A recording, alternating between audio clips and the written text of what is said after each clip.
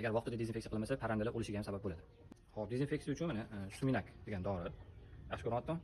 Suminak dorimiz. Bu mana shunaqa ampula bo'ladi. Ikkita ampula bo'ladi buning ichida. Buni parrandalar uchun o'z orqasida mana instruksiyasi bor, ko'rsatilgan. Parrandalar uchun, ya'ni tovuqxona jo'jak parrandalari uchun bitta ampulasini 10 litr suvga tayyorlab, tovuqxonaga sepiladi. Sepishdan oldin faqat tovuqlarni, jo'jalarni joyidan chiqarib yuborasizlar. Yaxshilab ini tozalanadi. Undan keyin sepiladi. Sepilgandan keyin tovuqxona qurigandan keyin parrandalar joyiga qo'yiladi. Biz hozir tayyorlab tovuqxonamizga sepamiz. Kuzatib turinglar. Обязательно pechatga kiyib olaylik. Mana tormozdan kesib tayyorlab oldik. Buni yaxshilab suvga aralashtiramiz. Oq narsa bo'ladi-ku.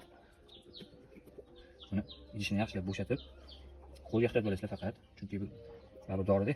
Idishni yaxshilab chayib tashlaymiz. Tayyorlab hozir tovuqxonamizga sepamiz. Avval jo'jaxonamizni hozir to'liq tozalab chiqqanmiz. Endi devorlarga, taxtalarning orasiga mashinani sepib chiqiladi. Yaxshilab siltab sepasizlar. Bu holatda pastga kanali chaqmaydi. Ko'pkana degan narsa bor-da, taxtali joyda ko'pkana degan narsa bo'ladi. To'g'ridan chaqib qonini so'rib tashlaydi. O'ldirishga ham sabab bo'ladi. Yana oldin olib, shu dori bilan sepib qo'yiladi.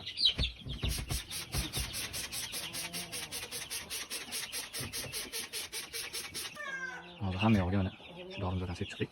2 soatcha shu holatda qoladi. Jo'jalar bilan keyin kelamiz bu yoqqa.